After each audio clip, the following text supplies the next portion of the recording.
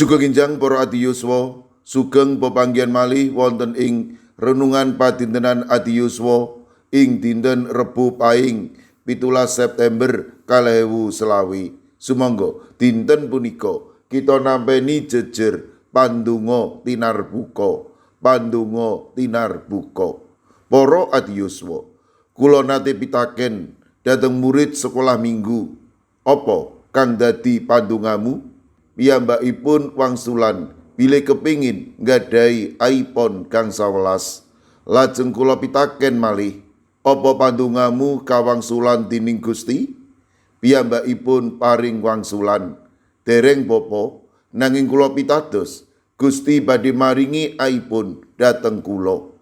Ing manah kula pitados bilih lare punika ageng pitadosipun, nanging ing sisih sanes nggadahi pemanggih ingkang radi klentu ing bab pandonga. Piyambakipun ngugemi Gusti menika kados dene mesin ATM tansah dipun paringaken jumbuh pandonganipun. Salajengipun kula nerangaken bilih manungsa namung nyuwun Gusti ingkang maringi, malah kepara Gusti ngersakaken amri kita boten namung ndedonga kangge diri kita, nanging ugi ndongaaken kangge liyan. Yohanes 17 ayat 2. Lan boten namung kangge tiang-tiang punika kemawon anggen kawula ndedonga, nanging ugi kangge tiang-tiang ingkang pitados dhateng kawula margi saking piwulangipun. Kacarosaken Gusti Yesus mangertosi bilih wekdalipun badhe kelampahan, bilih panjenenganipun badhe seda sinalib. Milanipun Gusti Yesus ndedonga nyuwun kekiatan lan nyuwun sinarengan dening Allah Sang Rama amri kasagetaken nindakaken kersanipun Sang Rama. Boten namung punika, Gusti Yesus ugi ndongaaken amri para sekabat gesang ing pangayomanipun Sang Rama amri tetep setya nindakaken kersanipun Rama lan kasagetaken ngundangaken kratonipun Gusti ing jagat. Malah kepara Gusti Yesus ndongaaken amri para sekabat manunggil ing katresnan satunggal lan satunggalipun.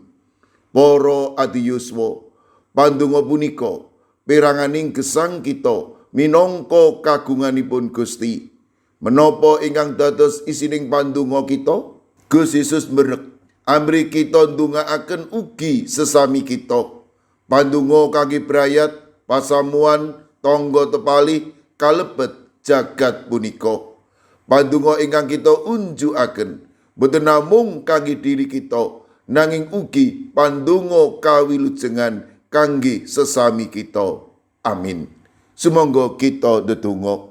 Matur nuwun Gusti, dinten punika paduka paring pepimut amri kawula tansah mempeng ing pandonga lan ndongaaken sinten kemawon, boten namung kangge kawula piyambak. Paduka berkahi para adi yuswa, dalasan anak putu kawula ing pundiya papan, monggo paduka ingkang reksa, paduka ingkang ngandi, paduka ugi ingkang berkahi ing sedaya menapa ingkang kalampahi. Kawula pasrahaken sawetawis pasamuan GKJ Magelang ingkang wedal sakmangke nembe nandhang sakit. Kawula pasrahaken Ibu Tanjung lan Bapak Yanuar Yudi wonten ing wilayah kalih. Kawula pasrahaken Serek Desi, kawula pasrahaken Bapak Mangku, kawula pasrahaken Mbak Cilik, lan kawula ugi masrahaken Bapak Budi Wikanto. Kawula pitados paduka ingkang reksa paring pitulung malah kepara wetahing kesarasan. Kawula pasrahaken Bapak Sudiat ing GKJ Wedi, kawulipun Serek kawula ing GKJ Antp Andum Tresno Agape Solo 3. Kawula pasrahaken Ibu Jumini, Ibu Mariah, Ibu Paini, Ibu Jumina, Bapak Kustam, Bapak Joko Wahyu Adi, Mbah Jan, Mbah Tuminem, sederek kawula wonten ing GKJ Ungaran, Bapak Hono Hadi Prasetyo, Bapak Resdiarto, Ibu Ratiningsih, Ibu Dewi Teguh, Ibu Kristini Sunaryo, Ibu Suhantini Hadiono, sederek Dwi Putro, Ibu Sugito, Bapak Sembiring, Ibu Surisno, Ibu Munarti, lan Bapak Ibu Tugiman. Kawula pasrahaken sederek kawula ing GKJ Krapyak, sederek Setianti. Ing GKJ Wedi kawula pasrahaken Bapak Paminto Saputro. Kawula pasrahaken sederek kawula ing GKJ Mijen Ibu Purwaningsih Sunaryo, Ibu Elizabeth Indarwati, Bapak Bambang Setyo Margono, Bapak Moses Taji, Bapak Budiman Gultom. Mekaten ugi ing GKJ Banyumanik Bapak Daniel Agus Suwarso, Ibu Arung Puji. Kawula pasrahaken Bapak Minto Taruno ing GKJ Bugeran. Kawula pasrahaken sederek kawula ing GKJ Pamong Utomo Kalinegoro, Bapak Mardiono, Ibu Sri Windardi, Bapak Margono lan Ibu Marsudi. Mekaten ugi ing GKJ Immanuel Solo, Ibu Helmi Saputro, Ibu Tugiani Sunarto, Ibu Tati. Ing GKJ Tlepok kawula pasrahaken Ibu Wiryo Sumarto.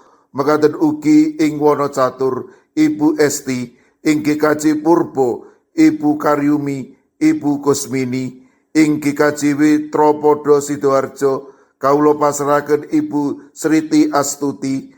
Mekaten ugi ing GKJ Semarang Barat Ibu Linis Topo. Ing GKJ Tuban Bapak Yohanes Mudadi. Ing GKJ Trangkil Ibu Nanik Cahyono, Bapak Karyo, Bapak Ibu Toyo lan Ibu Ngatini.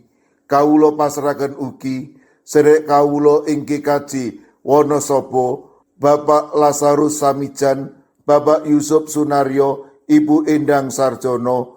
Mekaten ugi ing Gondang Winangun Ibu Lasiem, Eyang Sarwito ing GKJ Ngalian, Ibu Wahyono ing GKJ Plengkung, Ibu Apri ing GKJ Canden, Ibu Warsi ing Kemencing, wonten ing Denpasar Bapak Jatmiko, lan ing GKJ Sragen Bapak Warsito Riyadi, Ibu Sumiati, Bapak Suyanto. Kawula pasrahaken sedaya sederek kawula ingkang nembe nandhang sakit ing pundiya papan, monggo Gusti paduka enggal maringi wetahing kesarasan peparing paduka. Sedaya pandonga lan pasabat kawula pasrahaken wonten ing asta paduka Gusti kawula Yesus Kristus. Amin. Sumangga para adiyuswa kita tutup pepanggihan kita renungan padintenan adiyuswa kanthi ngrepekaken kidung. Sumangga.